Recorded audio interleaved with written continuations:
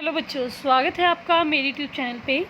आज हम शिक्षा निदेशालय की तरफ से दी जाने वाली क्लास 7 की विषय हिंदी की कार्यपत्रक 10 करेंगे बच्चों। तिथि इस वर्कशीट की 24 अगस्त 2021।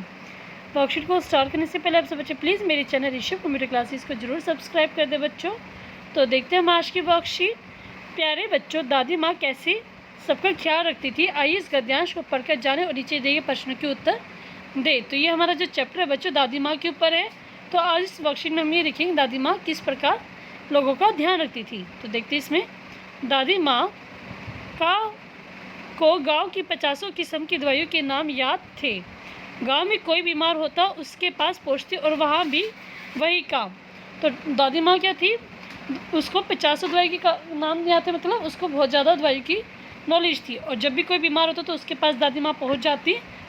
क्या करती, फिर हाथ छूना, माथा छूना और पेट छूना, मतलब इन सब की हेल्प से वो बीमारी का पता करती थी। फिर भूत से लेकर मलेरिया, सरसाम, निमोनिया तक का अनुमान विश्वास के साथ सुनाती हो। फिर हाथ लगाने से वो बता देती थी कि किसको क्या बीमारी है, निमोनिया है, सरसाम है या मलेरिया है।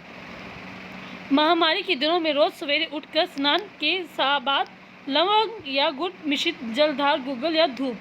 तो जैसे ही कोई महामारी आती, कोई बड़ी बीमारी आती, तो दादी माँ रोज़ सुबह उठकर जोत बत्ती करती, मतलब गुग्गल करती और गुड़ मिश्रित जलधार से स्नान करती। सफाई कोई उनसे सीख ले, मतलब वो बहुत अच्छी सफाई करती थी। दवा में देर होती, मिश्री या शहद खत्म हो जाता, चादर या गिलाफ नहीं बदले जाते तो वह जैसे पागल हो जाती थी। मतलब क्या है, दादी माँ को इन चीज़ों का, साफ़ सफाई का बहुत ही शौक़ था। मतलब वो क्या थी कि उसको कोई चीज़ मिश्री या शहद खत्म हो जाता तो उसको बेचैनी सी लग जाती थी। बुखार तो मुझे अब भी आता है, नौकर पानी दे जाता है, मैं इस महाराज अपने मन से पका के खिचड़ी या साबू।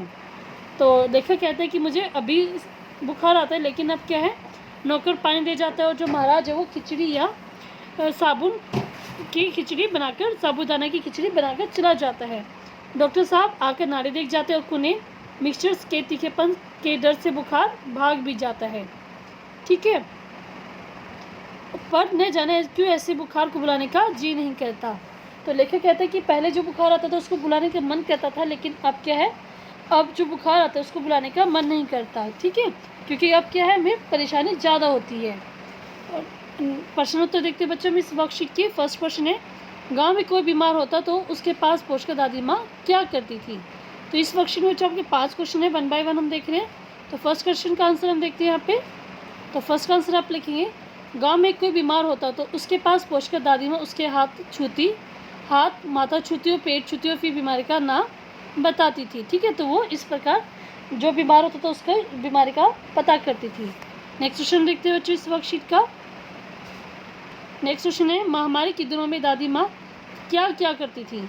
तो आंसर इसका, महामारी के दिनों में दादी माँ रोज़ सवेरे उठकर स्नान के बाद लवंग या गुड़ मिश्रित जलधार, गुग्गल, धूप इत्यादि से घर का उपचार क्या करती थी। मतलब वो क्या करती थी, घर को साफ़ सुथरा रखती थी, अपने आप को भी साफ़ सुथरा रखती थी और घर को भी साफ़ सुथरा रखती थी। आपका क्वेश्चन नंबर 2 का आंसर है। थर्ड क्वेश्चन देखते हैं बच्चों हम इसका।